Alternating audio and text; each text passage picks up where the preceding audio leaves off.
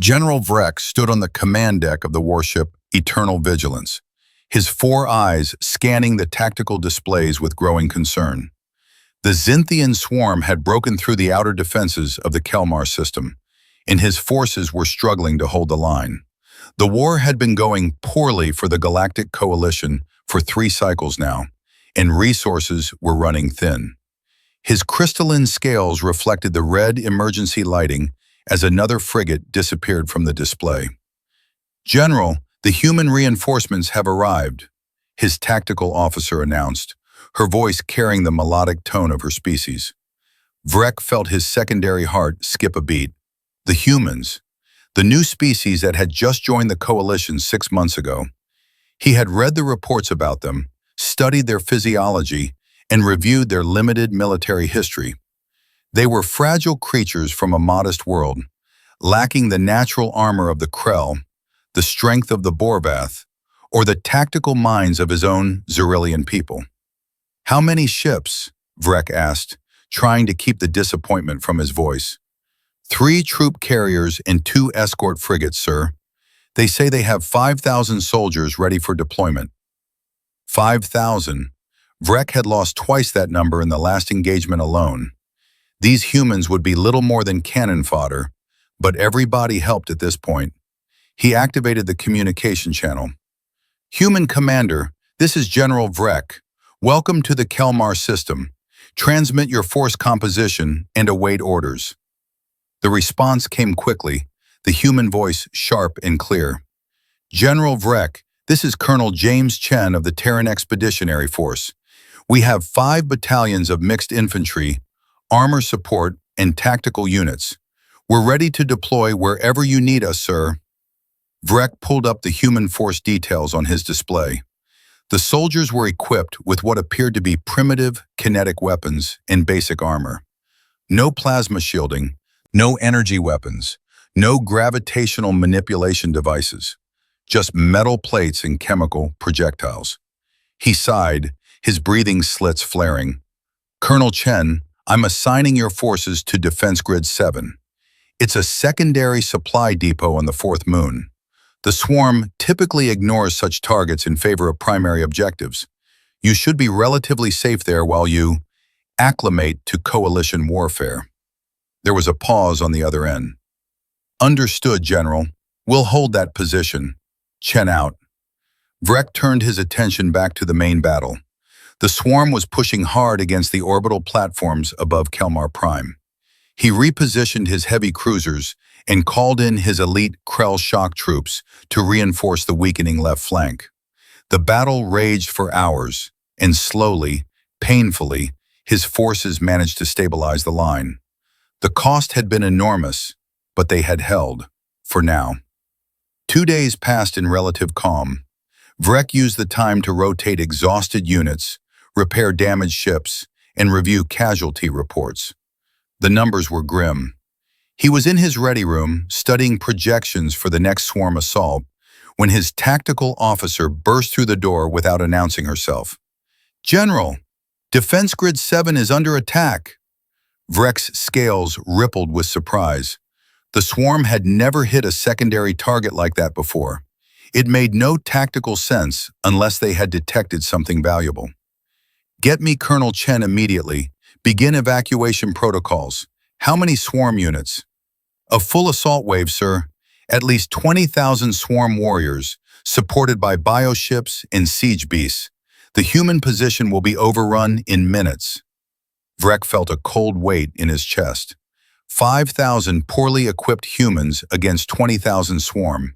It would be a massacre. The comm channel opened, and he heard the sound of weapons fire in the background. "Colonel Chen, you need to evacuate immediately. You cannot hold against those numbers." "Fall back to..." "Negative, General."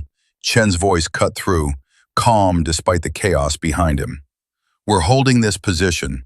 The supplies here are crucial for the defense of this system. We won't let them through." "Colonel, you don't understand. Your forces will be annihilated. Those are swarm warriors, each one capable of tearing through reinforced steel. You have no plasma weapons, no shields. This is not bravery. This is suicide." With respect, sir, we know what we're up against. My soldiers are already in position. We'll hold. Chen out. The channel closed. Vrek stared at the display in disbelief. He wanted to override the human commander, to order the evacuation himself. But something in Chen's voice made him hesitate. He pulled up the live feed from Defense Grid 7. The humans had worked quickly, establishing defensive positions around the supply depot.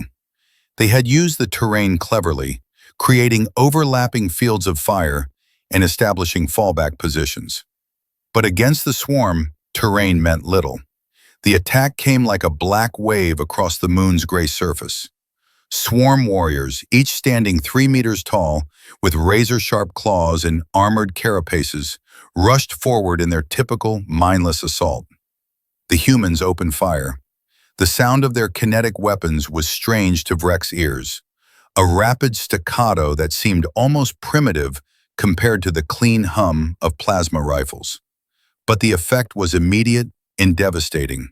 The front ranks of the swarm collapsed as thousands of metal projectiles tore through them. The humans weren't firing in the scattered, aimed shots that most coalition soldiers used. They were unleashing continuous streams of fire, their weapons never seeming to stop. Swarm warriors fell by the dozens, then by the hundreds. But still they came, climbing over the bodies of their fallen, driven by their hive mind's singular purpose. The creatures reached the first defensive line. Vrek watched in horror as the swarm warriors closed to melee range, expecting to see the humans torn apart. Instead, the humans fell back in perfect order to their secondary positions, and the ground between the lines erupted in massive explosions. The humans had mined the approaches. Dozens of swarm warriors were thrown into the air, their armored bodies shredded by the blasts. Impossible, breathed Vrek's tactical officer. They've stopped the first wave. But Vrek knew the swarm. The first wave was never the only wave. Sure enough, the bioships began their bombardment, launching living artillery that struck the human positions. He watched as several of their defensive structures collapsed, surely killing the soldiers inside. The swarm pushed forward again, and this time they broke through the outer perimeter. What Vrek saw next would stay with him for the rest of his life. The humans didn't break, they didn't retreat in panic. Instead, they fought with a ferocity he had never witnessed in any species. When their ammunition ran low, they drew shorter-range weapons. When those failed, they used bladed instruments. When even those were lost, they fought with their bare hands. He watched one human soldier, her armor cracked and leaking blood, tackle a swarm warrior twice her size and drive a blade into its neural cluster before being struck down herself. The battle raged for 6 hours, 6 hours of continuous combat that would have broken any other unit Vrek commanded. The humans lost ground slowly, fighting for every meter, making the swarm pay in blood for every advance. Their casualties mounted horrifically, but they never broke formation, never stopped fighting. Colonel Chen's voice came over the command channel periodically, calling for artillery support, requesting medical evacuation for his wounded, coordinating his dwindling forces with the same calm professionalism he had shown at the start. Finally, Vrek could watch no more. Prepare the rapid response force. We're going in. Sir, if we commit those forces, we'll weaken our main defensive line, his tactical officer protested. I will not leave those warriors to die alone. Prepare for immediate deployment. The relief force arrived at Defense Grid 790 minutes later. What they found stunned every alien soldier present. The humans had held. Of the 5,000 who had started the battle, fewer than 800 were still combat effective, but they had held. The ground around their position was carpeted with swarm corpses, thousands upon thousands of dead warriors. The humans had been outnumbered 4-1 and had not only survived, but won. Vrek landed with the first wave of relief troops. He found Colonel Chen sitting on a cargo container, his armor scorched and dented, a crude bandage wrapped around his head. The human was calmly reloading his weapon, his hands steady despite the obvious exhaustion. When he saw Vrek approaching, he stood and saluted. General, we held the position, sir. The supplies are secure. Vrek looked at this fragile creature, this human who should have been dead a dozen times over, and felt something shift in his understanding of the universe. Colonel Chen, I owe you and your soldiers an apology. I underestimated you gravely. Chen smiled, a strange expression that Vrek was learning to recognize. No offense taken, General. Most species do at first. We're used to it. How? Vrek asked, gesturing at the battlefield. How did you do this? Your weapons are primitive, your armor inadequate, your physical capabilities inferior to the swarm warriors. By every tactical calculation, you should have been destroyed in the first hour. Chen looked out at his surviving soldiers, who were tending to their wounded and securing the perimeter with the same professionalism they had shown throughout the battle. General, humanity didn't evolve in a peaceful galaxy. We didn't develop on a gentle world. Earth made us fight for every day of survival. We had to compete with creatures that were bigger, stronger, faster than us. We had to survive ice ages, plagues, natural disasters, and each other. We learned a long time ago that when you're the underdog, you don't win by being stronger. You win by being tougher, more stubborn, and more willing to pay the price for victory. He turned back to Vrek. You can have better weapons than us, better armor, better technology, but you can't measure heart, General. You can't calculate determination, and you can't defeat someone who simply refuses to give up. Vrek felt his scales ripple with an emotion he couldn't quite name. Respect, certainly, but something more, a kind of awe at the sheer tenacity of these creatures. The Coalition has been fighting the swarm for 10 cycles, Colonel. We've been slowly losing, unable to stop their advance. But after seeing what I've seen today, I think perhaps we've been missing something crucial. What's that, sir? We've been fighting to survive. You humans fight to win. There's a difference. Chen nodded slowly. There is, General. A big one. Over the next several weeks, word of the human stand at Defense Grid 7 spread throughout the Coalition forces. The story grew with each telling, but even the bare facts were enough to inspire. Other human units began arriving, and Vrek made sure they were deployed where they could make the most difference. He studied their tactics, learned their methods, and began to understand the human approach to warfare.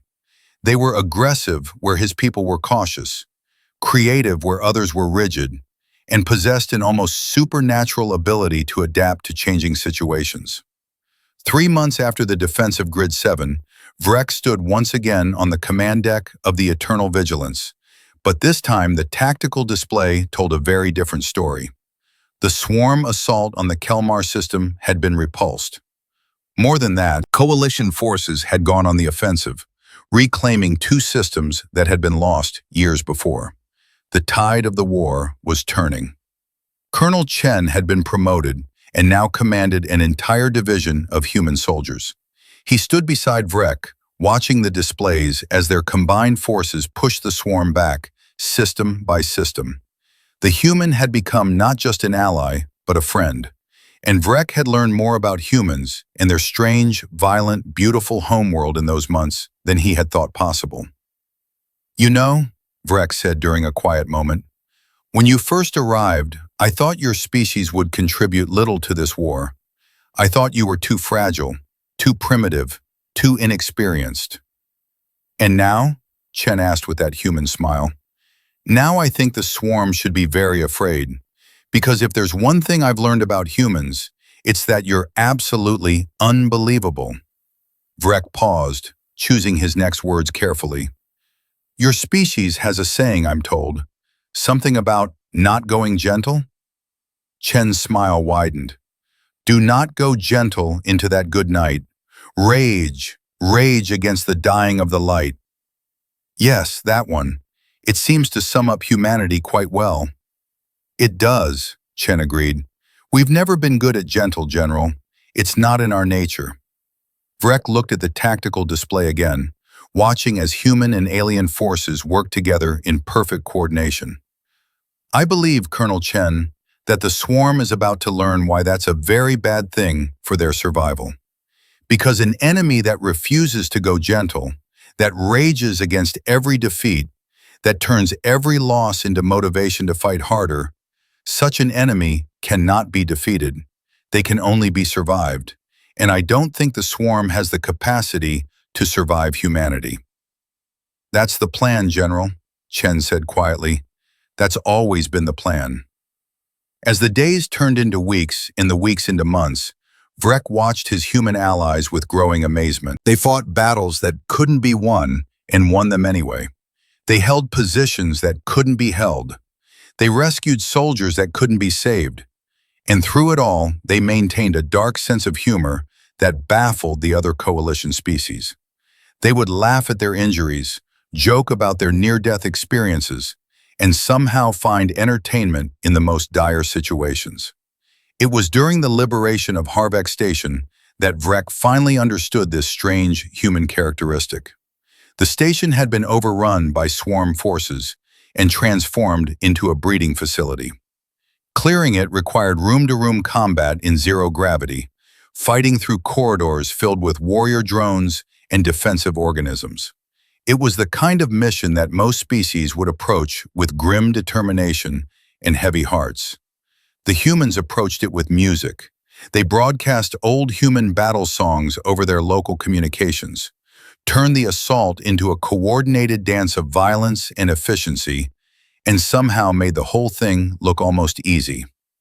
When Vrek questioned Chen about this afterwards, the human had shrugged. Life is hard, General. War is harder. If we don't laugh, we'll cry, and crying doesn't help anyone.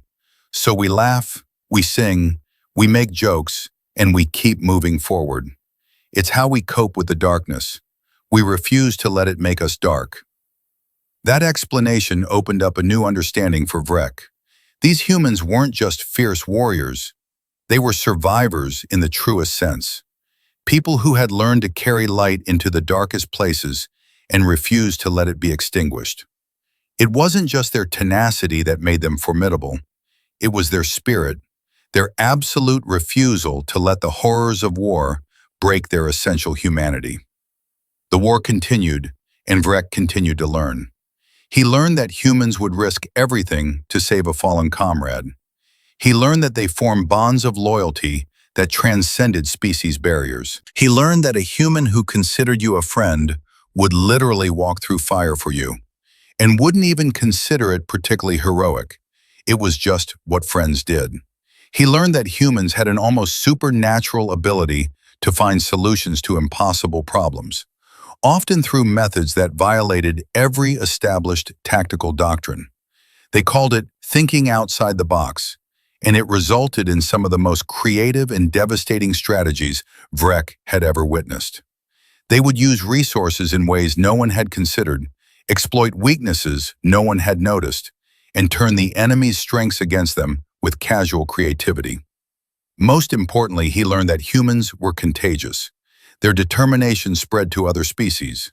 Their courage inspired others to be brave. Their humor lifted the spirits of entire battalions. Wherever human units were deployed, the performance of surrounding coalition forces improved dramatically.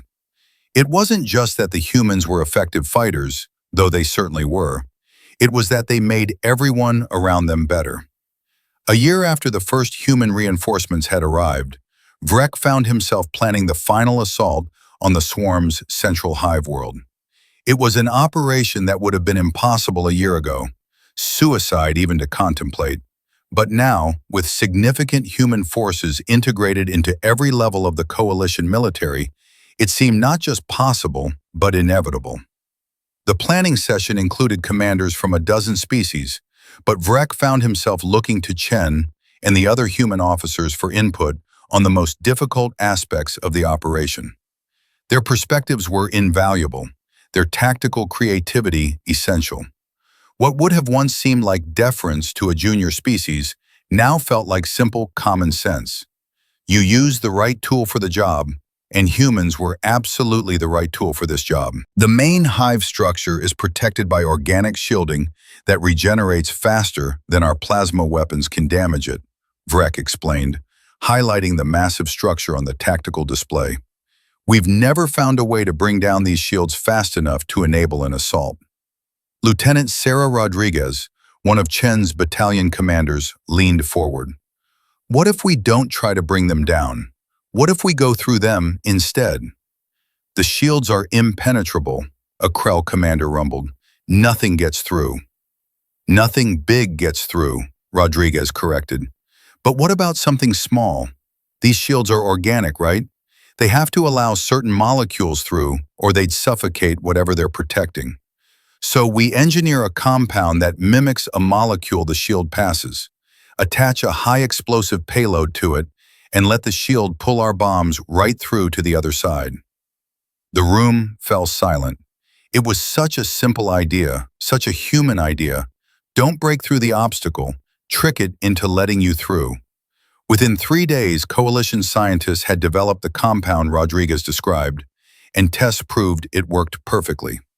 The impossible shield was suddenly vulnerable to a solution that only a human would have thought to try. The assault on the Swarm homeworld was the largest military operation in coalition history. Over 2 million soldiers from 20 species participated, but the tip of the spear was human. It was Colonel Chen's division that led the first wave, his soldiers who planted Rodriguez's chemical bombs against the hive shields, his people who poured through the breaches when the shields fell. Vrek commanded the operation from orbit, coordinating the massive fleet and ground forces with the help of his now experienced staff. He watched the battle unfold with a mixture of pride and anxiety, knowing that every decision could mean life or death for thousands.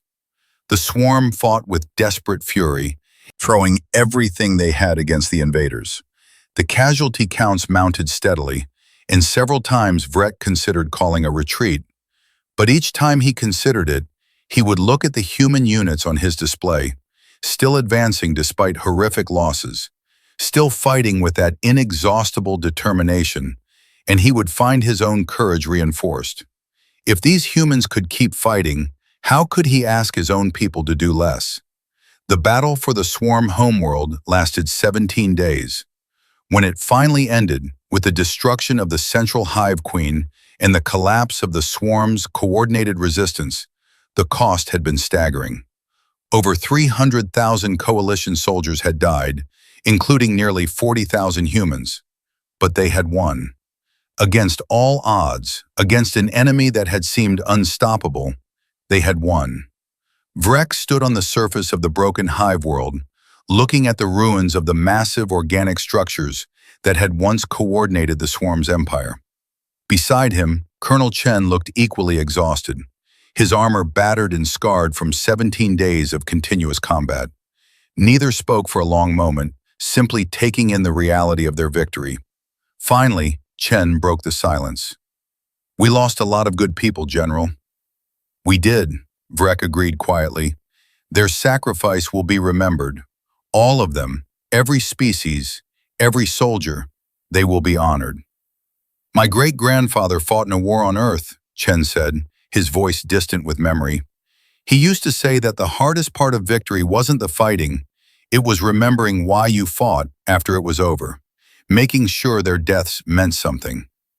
"This will mean something," Vrek promised. "The coalition is already discussing the reconstruction. Systems that were destroyed will be rebuilt. Species that were displaced will return to their homes. And it will be humans who lead much of that effort, I suspect." Chen smiled slightly. "We're pretty good at rebuilding too. We've had a lot of practice." They stood together in silence for a while longer, two warriors from different worlds who had become brothers through shared struggle. Finally, Vrek turned to face the human directly. "Colonel Chen, when your species first joined the coalition, I thought I understood what humanity would contribute to our alliance. I was wrong. You didn't just give us soldiers or tactics or weapons. You gave us something far more valuable. You gave us hope. You showed us that even when everything seems impossible, even when defeat appears certain, there's always a way forward if you're willing to fight for it. You reminded us what it means to truly live, not just survive." Chen met his gaze, and Vrek saw the weight of the war in the human's eyes. but also something unbreakable. That core of determination that seemed to define his species. General, humanity has faced extinction more times than we can count. We've stood at the edge of the abyss and stared into it, and every time we've made the same choice: to keep fighting, to keep hoping, to keep believing that tomorrow can be better than today. That's not special or unique. That's just who we are. Perhaps, Vrek said softly, but to the rest of us it's absolutely unbelievable, and we're grateful beyond words that you're on our side. The war was over, but the work of peace was just beginning. In the years that followed, Vrek watched as humans integrated fully into coalition society. They became diplomats, scientists, teachers, and explorers. They brought their creativity, their determination, and their inexhaustible optimism to every challenge the galaxy presented.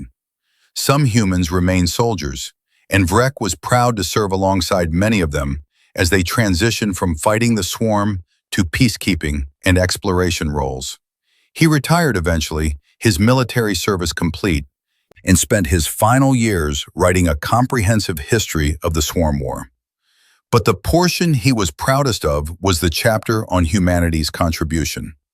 He wrote it carefully, trying to capture not just the facts and figures, but the essence of what made humans so remarkable. On the anniversary of the Battle of Defense Grid 7, Vrek attended a memorial ceremony at the site where 800 humans had held against impossible odds. The moon had been preserved as a monument, the battlefield left largely untouched so future generations could walk the ground where heroes had fought. Thousands attended the ceremony, representing dozens of species, all coming to honor not just the humans who had died there, but all the coalition soldiers who had given their lives in the war. Chen was there too, now a general himself, older and grayer but still carrying that unmistakable human energy. They walked the battlefield together after the ceremony, two old soldiers remembering fallen friends. They stopped at the point where the swarm had broken through the outer perimeter, where the fiercest fighting had occurred. "Do you ever regret it?" Vrek asked quietly. "All the death, all the suffering. Do you ever wish your species had stayed on Earth, avoided the war entirely?" Chen was quiet for a long moment, looking at the memorial markers that dotted the landscape. "Sometimes I think about the people we lost, the friends who didn't make it home. But regret joining the fight? No, never. Humanity learned a long time ago that isolationism doesn't work, that hiding from the universe's problems doesn't make them go away. We're part of the galaxy now, part of the coalition. That means we share in both the burdens and the joys." He turned to Vrek with a slight smile. "Besides, where would you all be without us?" Vrek laughed, the sound strange but genuine. Humans had taught him that too, how to find humor even in solemn moments. Dead most likely, or enslaved by the swarm. Definition, worse off than we are now. Exactly, so no regrets. As the sun set over the memorial battlefield, painting the sky in shades of purple and gold, Vrek thought about everything that had changed since that first meeting with Colonel Chen. The galaxy was at peace, the coalition was stronger than ever, and humanity had found its place among the stars, not as conquerors or victims, but as partners, friends, and sometimes the conscience that reminded everyone else what they were capable of achieving. "General Chen," Vrek said as they prepared to leave, "may I ask you one final question?" "Of course. What is it about your species that makes you so relentless, so absolutely determined to never give up, no matter the odds?" Chen smiled, that same expression Vrek had first seen on a battered colonel sitting on a cargo container after a battle that should have killed him. "I think it's because humanity has always been surrounded by vastness, vast oceans, vast deserts, the vast emptiness of space.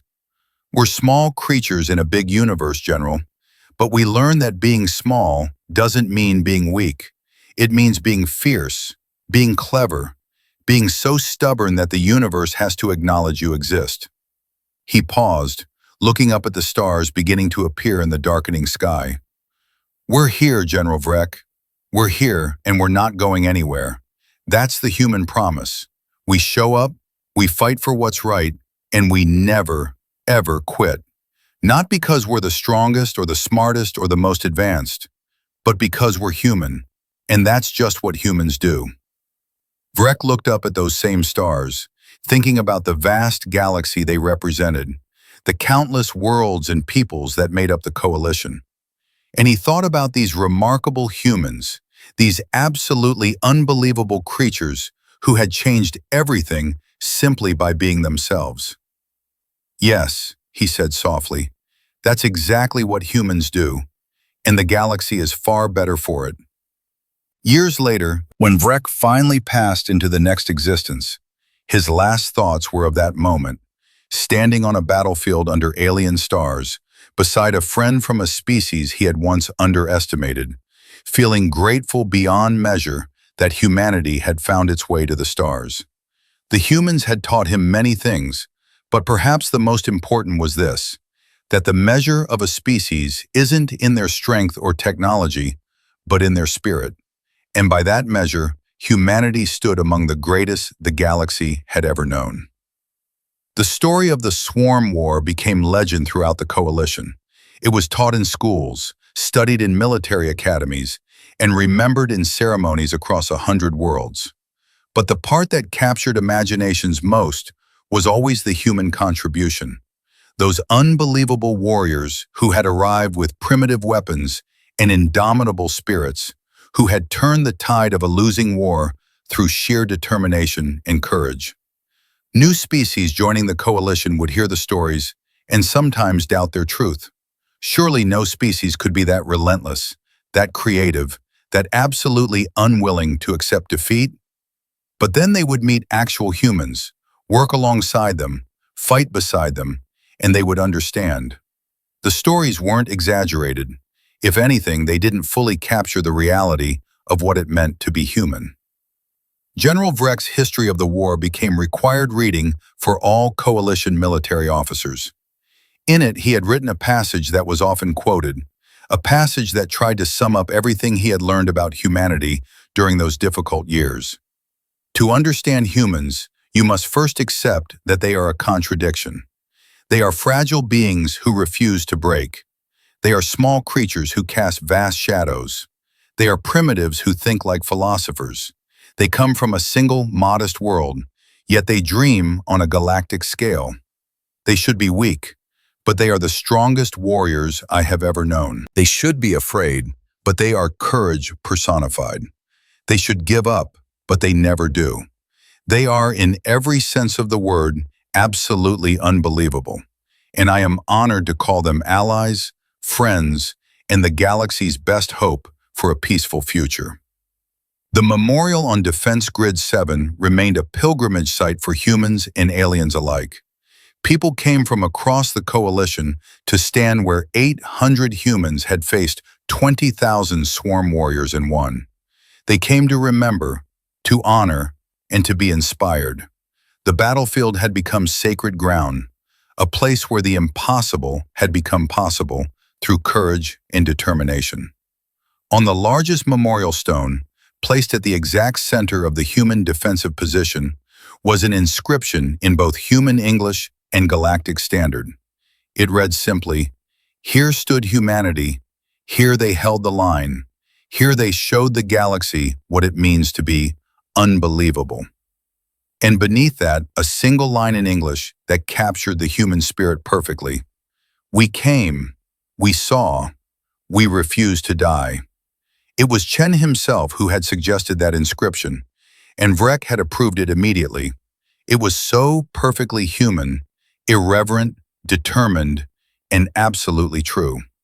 They had come to a galaxy at war. They had seen the horror of the swarm, and they had simply refused to let it win. As decades passed and the memory of the war faded from immediate experience into history, the lessons learned from humanity remained vital to the coalition. Human creativity became legendary, their tactical innovations standard doctrine, their approach to problems a required course of study. But more than any specific contribution, It was their spirit that left the most lasting mark.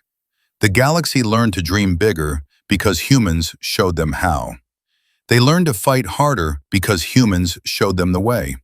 They learned that size and strength weren't everything, that determination and courage could overcome almost any obstacle. Most importantly, they learned that giving up was a choice, and it was a choice that humans simply refused to make. The coalition that emerged from the Swarm War was fundamentally different from the one that had entered it. It was stronger, more unified, more confident in its ability to face future challenges. And at the heart of that transformation were the humans, the species that had arrived at the galaxy's darkest hour and brought with them a light that couldn't be extinguished. General Vrek had been right in his assessment after that first battle. The humans hadn't just brought soldiers to the war. They had brought hope, courage, and an unshakable belief that tomorrow could be better than today. They had reminded the galaxy what it meant to truly fight for something, to believe in victory even when defeat seemed certain, to never surrender in the face of overwhelming odds. In the end, that was humanity's greatest gift to the galaxy, not their weapons or tactics or technology, but their spirit, that absolutely unbelievable, indomitable, irrepressible human spirit that refused to accept the impossible as an answer. It was a spirit born on a small blue world, forged in countless struggles and wars, tempered by adversity and loss, but never broken, never defeated, never quiet. The galaxy had been stunned by these human soldiers, these warriors from Earth who defied every expectation and exceeded every hope. They were absolutely unbelievable in the best possible way. And as they spread across the stars, bringing their determination and courage with them, they changed the galaxy forever. Not through conquest or domination, but through example. They showed the universe what was possible when you refused to give up, when you fought for what was right regardless of the cost, when you faced the darkness with laughter and courage in equal measure. They showed the galaxy how to be unbelievable, and the galaxy was grateful.